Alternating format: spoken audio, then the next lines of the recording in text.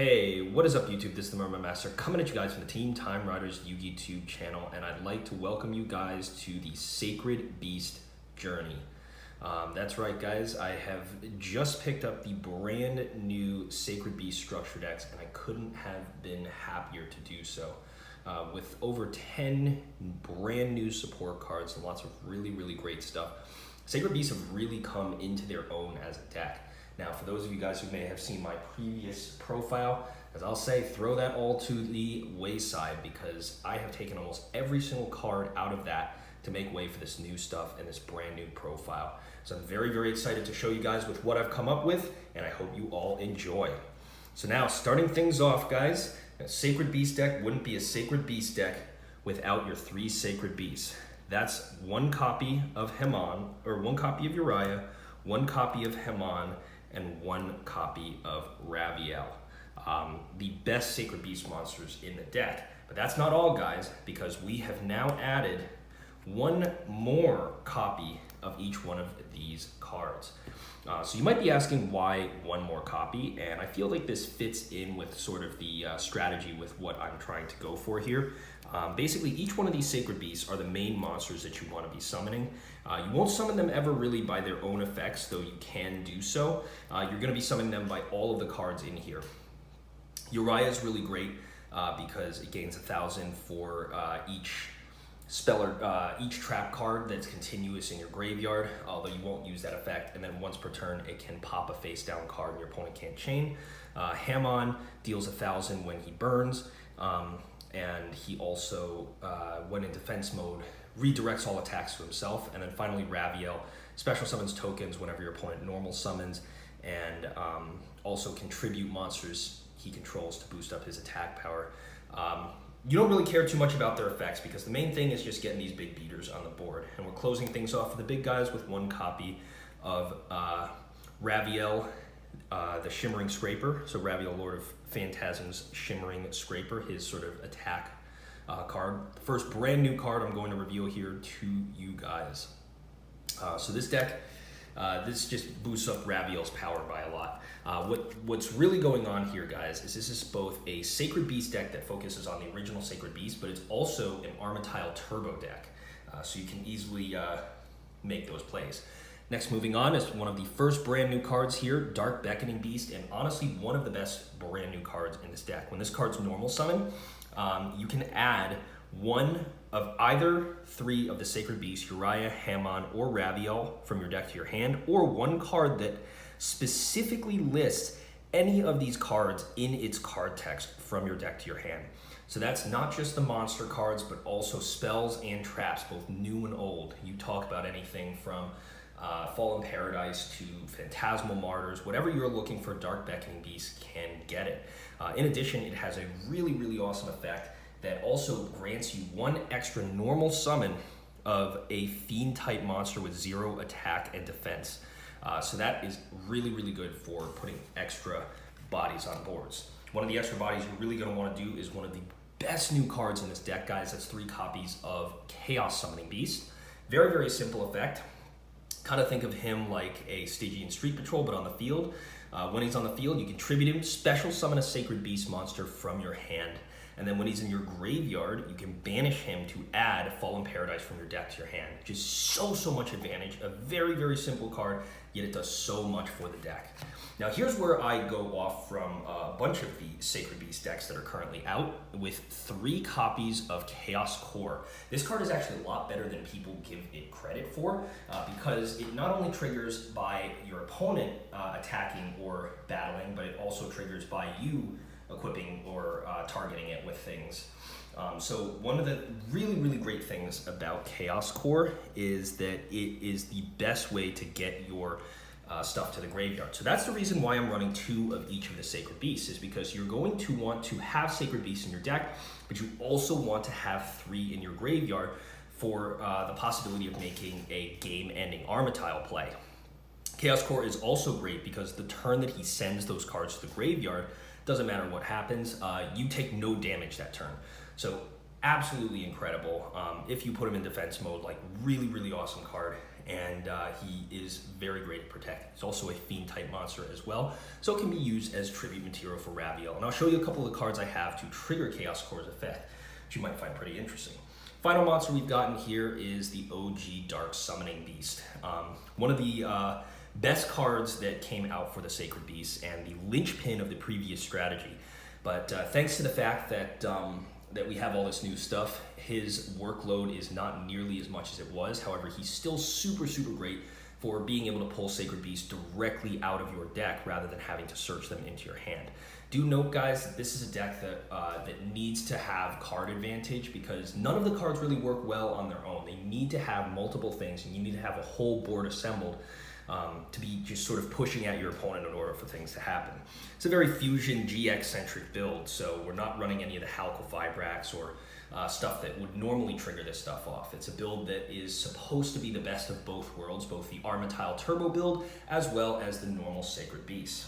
That's it for the monsters. Moving on to the spells. Arguably, I think the best new card in the entire deck, guys, is Opening of the Spirit Gates. And this card, on activation, allows you to add, similar to the Dark Beckoning Beast, Uriah Hamon, or Raviel from your deck to your hand, or one monster that specifically lists any of these cards in its text from your deck to your hand. So, for instance, Beckoning Beast can search this can search Beckoning Beast.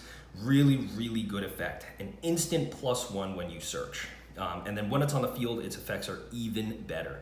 So you can, my personal favorite effect allows you to discard a card from your hand to the graveyard to special summon a fiend type monster with 0 attack or defense from your graveyard, which means you can discard your Dark Summoning Beast to the grave and instantly special summon it to your board. You can special summon a Dark Beckoning Beast to activate its effect.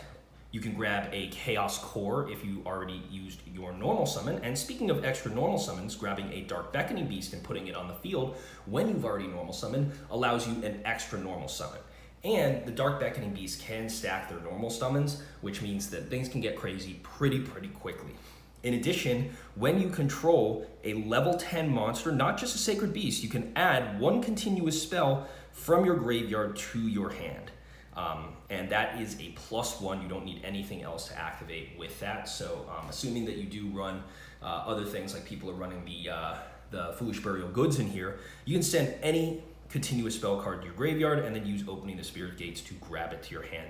This card opens so many combos. And to have it in here at any less than 3 is an absolute no-go. Now, one of the big cards in the deck is 3 copies of Dimension Fusion Destruction. This is a card tailor-made to special summon Armityle the Chaos Phantom. And the reason for that being that you can banish not only from your graveyard, but also from your hand and or field and or graveyard the fusion materials listed on a Phantasm Fusion monster, and then special summon that fusion monster from your extra deck, and you will also ignore that monster's summoning conditions, which means that rather than having to get all 3 Sacred Beasts on the field to banish just to summon Armityle, you can special summon them by sending them to the graveyard off of that Chaos Core, and then all you gotta do is just top deck into one of your 3 copies of Dimension Fusion Destruction, and you got a 10,000 body on board. In addition, this card will also remove one of the glaring weaknesses of Armityle the Chaos Phantom, which is the fact that he loses his attack during your turn, because when Armityle the Chaos Phantom is on the field and he's been fusion summoned with Dimension Fusion Destruction, that monster, basically, you cannot, you don't take any battle damage from battles involving it, so you can keep Armityle in attack mode. Combined together, of course, with Fallen Paradise, and Armityle the Chaos Phantom becomes indestructible and untargetable by battle and card effects, and you can't inflict battle damage over it. So the only way to get rid of this thing is a non-targeting, non-destruction removal. Very strong card indeed to have in here. And Dimension Fusion Destruction is into 3, simply because you want to see the card. Next card we have in here at 2 is 2 copies of Cerulean Skyfire. This is one of your other best cards because it is an Omni Spell Negate when you control Hamon, Lord of Striking Thunder. If a spell or trap is activated by your opponent, change a Hamon from attack to defense position, and then basically negate that effect. And then if a face-up Sacred Beast monster is destroyed or even if it's just removed from the field, you take no damage this turn. No damage for the rest of the turn, which is really, really awesome. Now, of course, one of the best cards in this entire deck, Fallen Paradise. Cut down to 2 copies here because it's so easy to search. And basically, if you control any of the Sacred Beasts or Armityle, you get a Pot of Greed every single turn. So this is great at pushing your advantage quite a lot. And not only that, but your opponent cannot target or destroy Uriah, Raviel, Hamon, or Armityle on your side of the field. As long as they're in your main monster zones, which is so incredible, and one of the key cards in this deck. Next, a couple of tech cards I've gotten here. 1 copy of Phantasmal Martyrs. A lot of people have chosen to take this card out. I really do like Phantasmal Martyrs because I feel like it's sometimes the difference between an OTK enabler and not being able to go for one. Combined together with Fallen Paradise to get the requisite discard materials, you can send them to the graveyard and then banish a Dark Summoning Beast to search a Raviel out of your deck. Use the 3 tokens that this summons to special summon the Raviel, and that's 8k on board usually. Really good card, and also searchable as well, so definitely recommended to have in here. 1 copy of Raigeki. This deck doesn't do board wipes. Raigeki fixes that. Covers one of the key weaknesses of this deck. 1 copy of Foolish Burial, pretty self-explanatory. 1 copy of Monster Reborn, pushes more advantage. And the final tech card that I have in the deck that I absolutely love, guys, is 1 copy of Sword of Dark Rites. Now, you guys have probably not really seen this card before, but I really do love it in this deck, particularly because this deck is the main sort of piece for this. Basically, equipping cards in this deck, so equipping cards counts as targeting a monster, which means that you can use your Sword of Dark Rites to trigger your Chaos Core in the deck, which is just absolutely awesome. So you can trigger it as soon as you can on your turn. As I mentioned, we don't have the Almirage build in here, so we're trying to keep this sort of fusion centric. So Sword of Dark Rites comes in and allows you to trigger that effect, but its real effect is as follows. It's originally came out in the original Diablos Virus structure deck, and has an effect that when the monster that this card is equipped to is tributed, you can add this card back from your graveyard to your hand, which means you can activate it on Chaos Core, send a whole bunch of things, and then tribute it for like a Raviel or for some other kind of effect. Sword of Dark Rites will instantly allow you to add it back to your hand so that you can use the card again. Very strong in this deck, and definitely fits right in with what we're trying to do here. That's it for these spells. Now moving on to the traps. Traps are pretty self-explanatory. First, cards that we have, best trap in the deck here, guys. One of the best cards in the deck, Awakening of the Sacred Beasts. This card is so impossibly incredible, guys, because it is just like, the more Sacred Beasts you have on your side of the board, the better this card gets, and the effects all stack. When you control 1 or more Sacred Beasts, each time your opponent would normal or special summon a monster, you get the sort of ghost spooky dogwood effect, where basically you gain life points equal to the attack of those monsters. If you control 2 Sacred Beasts, this is basically a skill drain, negating all activated effects of opponent's monsters. That of course includes hand traps and effects in Graveyard and Banished Zone. And then 3, any monsters sent to your opponent's graveyard are banished instead. Arguably the worst of the 3 effects, however, combined together with 3 Sacred Beasts on the field and an Awakening of the Sacred Beasts, and it's insanely good. It also shares the effect of your Spirit Gates card, wherein that if you have a level 10 monster on your side of the field, you can add any continuous trap card from your graveyard to your hand. So very good card. And of course, the best card to add off of that is our 3 copies of Hyperblades. This is the Uriah card, and gives Uriah its signature special ability.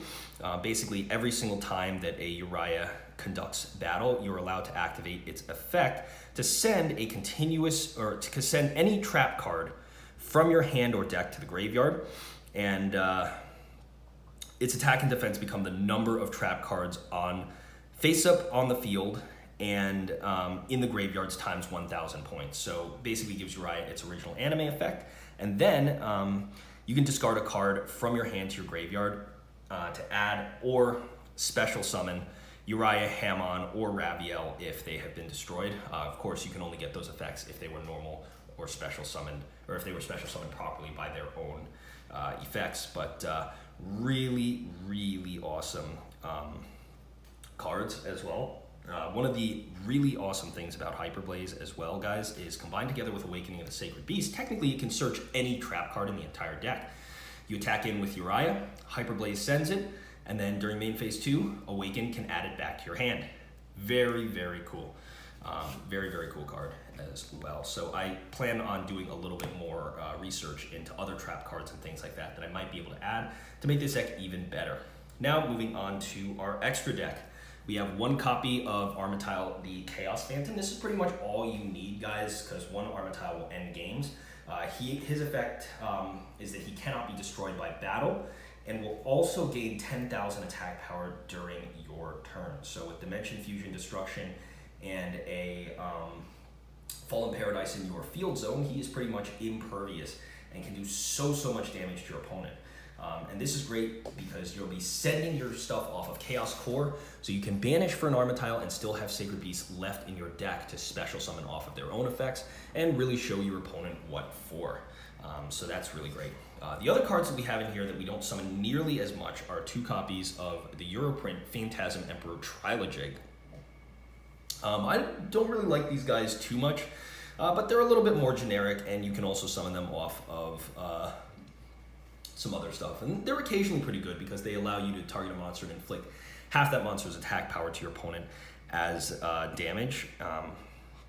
So that can actually end up being pretty good, and 4,000 attack on your turn, especially if you just want to have a chunk blocker, is quite nice. One other thing that I will mention that Trilojig does have the advantage over is the fact that with Trilojig, he is also a level 10 monster, meaning that you can use him for both Spirit Gates and Awakening to add back continuous spells and traps respectively from your graveyard back to your hand, which is something you cannot do with Armityle. So definitely good to have Trilojig in here simply as an extra option for you to use. And when the new Armityle comes out, I'm looking forward to adding him as well. Finally, of course, we have our 3 Phantasmal Martyr tokens, which we finally have released here in the TCG. I'm so excited for that fact, and enjoying to have them as well. And of course, finishing things off with our Phantasm tokens that are special summoned off of Raviel's effect. So guys, that's going to do it for my Sacred Beast deck. This is the first profile that I'm hoping of many, and I really want to know what you guys think of it. If you guys enjoyed the video or have any comments, questions, please feel free to let me know on the comments section below. And of course, remember to rate, comment, like, and subscribe. Thank you guys so much for watching this video, and this has been the Mermail Master with the Team Time Riders YouTube channel, and I am signing out, guys. See you guys next time. Peace.